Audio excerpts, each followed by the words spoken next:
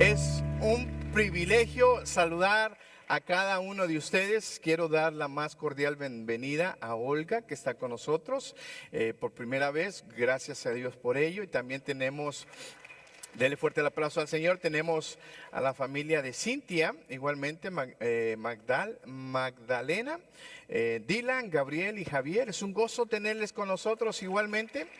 De la Tierra Santa de Monterrey, Nuevo León. Amén. Así que damos gracias a Dios por ello. Tenemos un tigre más, mi hermano Meme. All right. Damos gracias a Dios por esta hermosa oportunidad de poder exponernos y adorar el nombre de nuestro Dios. Si usted nos visita, nos está viendo a través de la plataforma de Facebook, queremos darle la bienvenida y desear de todo corazón que sea el Señor obrando en su vida. Y si usted se encuentra en el área de Forney, Sunnyvale, Mesquite, Terrell, Kaufman y no tiene una iglesia, aquí tiene una familia que está dispuesto a recibirle con los brazos abiertos. Amén. Amén, amén. Bueno, vamos a entrar al consejo de la palabra del Señor. Y el día de hoy continuamos con nuestra serie Milagroso, Jesús y su poder transformador.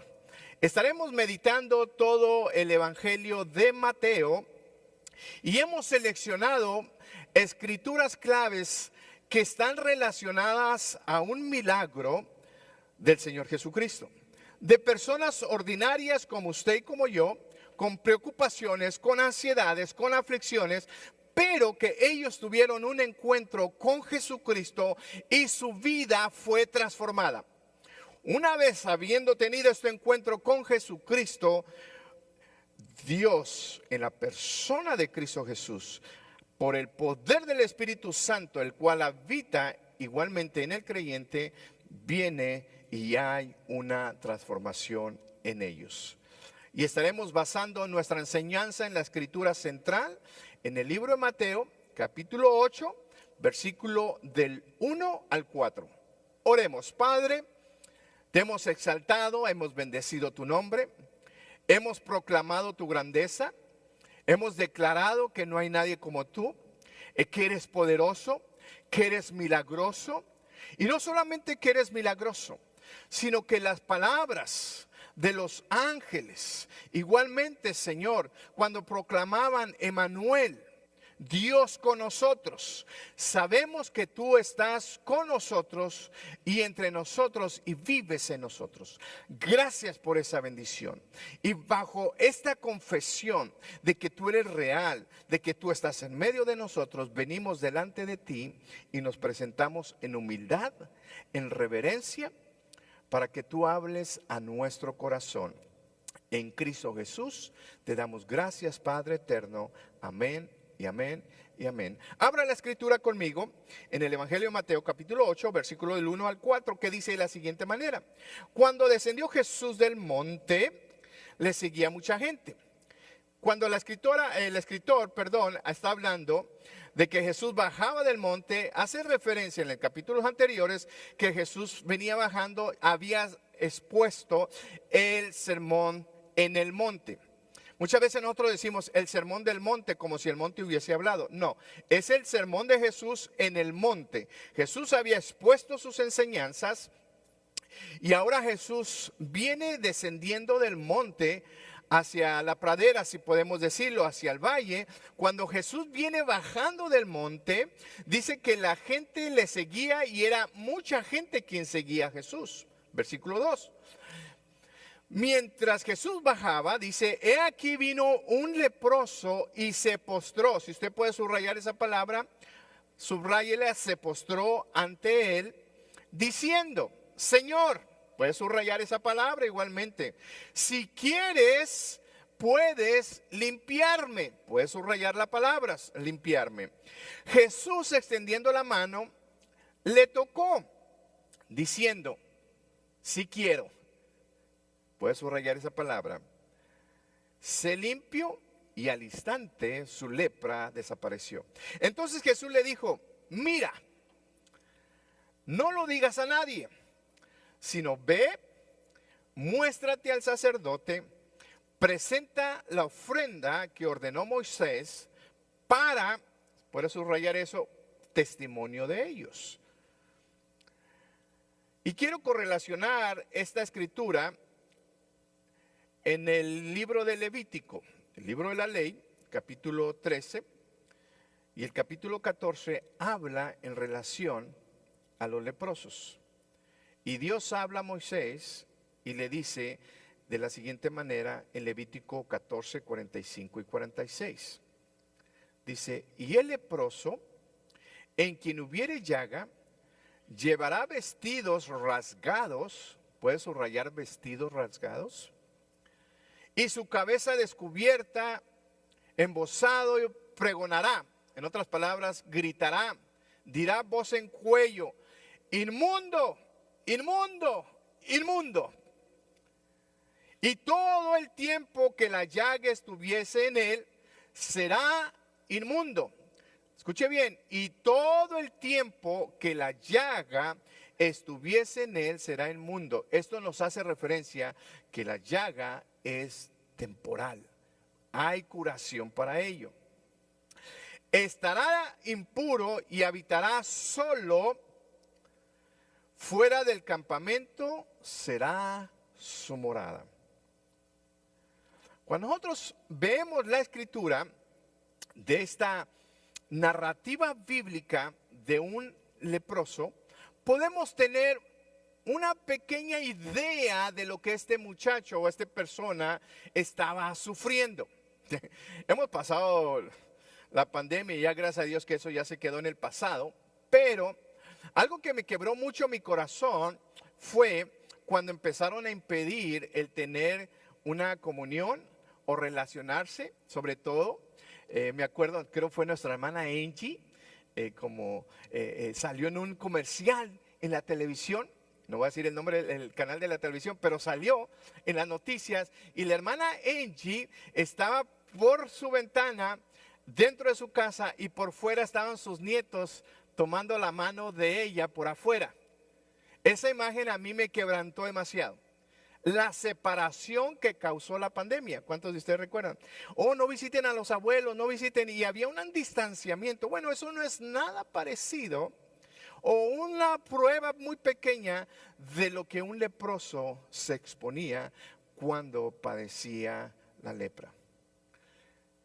Cuando una persona era impura, tenía que, de acuerdo a la ley de Levítico, tenía que aislarse.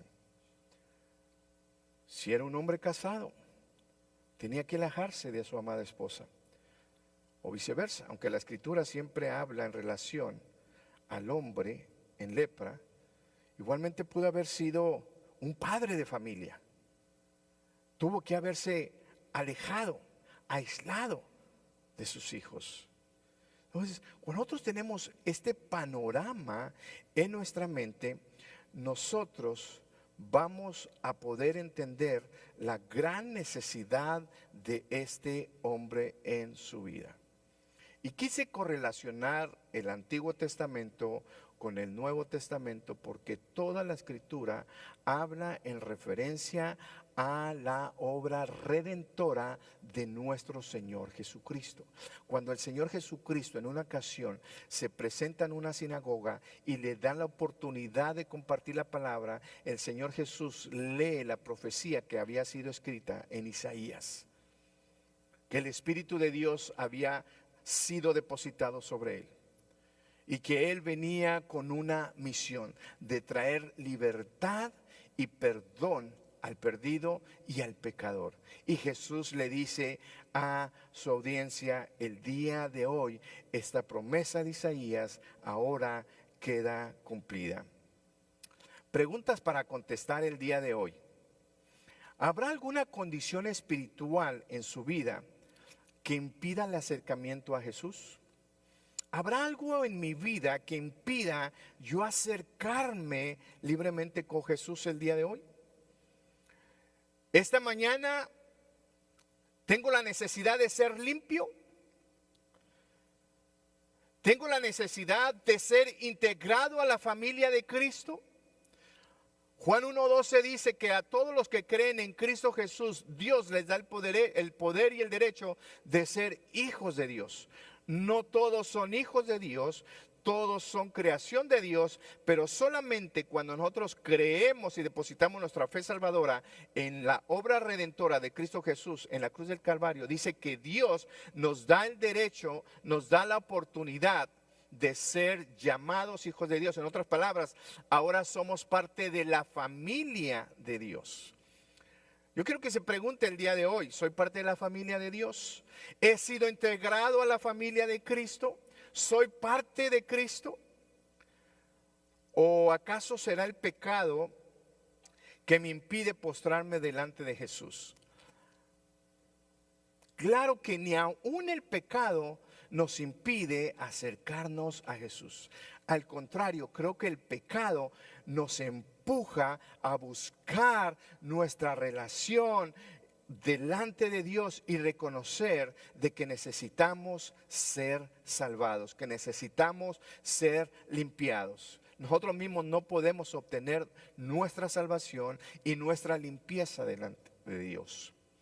Algo interesante, en un panorama histórico, narrativo, igualmente en el tiempo antiguo de Israel, que una persona cuando igualmente pasaba por este proceso, ellos tenían rituales de limpieza. Cuando el sacerdote iba a presentar el holocausto delante de Dios, él tenía que pasar por un proceso, por un ritual de limpieza, tenía que limpiarse. Pregunta para contestar el día de hoy: ¿habrá algo en su vida que le impide acercarse a Jesús? Si usted pensaba que había algo en su vida para acercarse a Jesús, ahora usted se ha dado cuenta que no hay nada que lo impida venir a Jesús. Y usted puede decir: pastor, yo nunca he reconocido a Jesús como el Salvador de su vida. El día de hoy puede hacerlo. Usted puede decir: pastor, bueno, yo entregué mi vida, pero me he desviado del caminar del Señor. No se preocupe. Arrepiéntase, confiese su pecado y el Señor lo acepta nuevamente y lo hace parte de su familia. Así que cuando nosotros vemos toda esta narrativa y todo lo que había sucedido, Jesús viene terminando el Sermón del Monte, como dije al principio, y ahora viene en dirección a cumplir una de sus obras mesiánicas.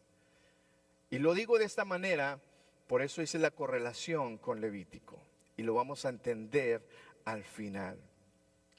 Cuando yo puedo realizar mi propia exégesis, si puedo llamarlo así, del escritor y la narrativa bíblica de Mateo, me puedo dar cuenta de que el leproso se encontraba en su lugar, en su hábitat, porque esa era la ley.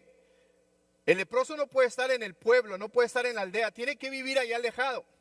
Y gloria a Dios, porque la misión y la obra ministerial del Señor Jesucristo siempre fue afuera, dándonos a referencia de que los necesitados y los pecadores, los que necesitaban limpieza, se encontraban allá afuera. Gracias a Dios, porque un día nosotros allá afuera, Él vino a nuestro encuentro.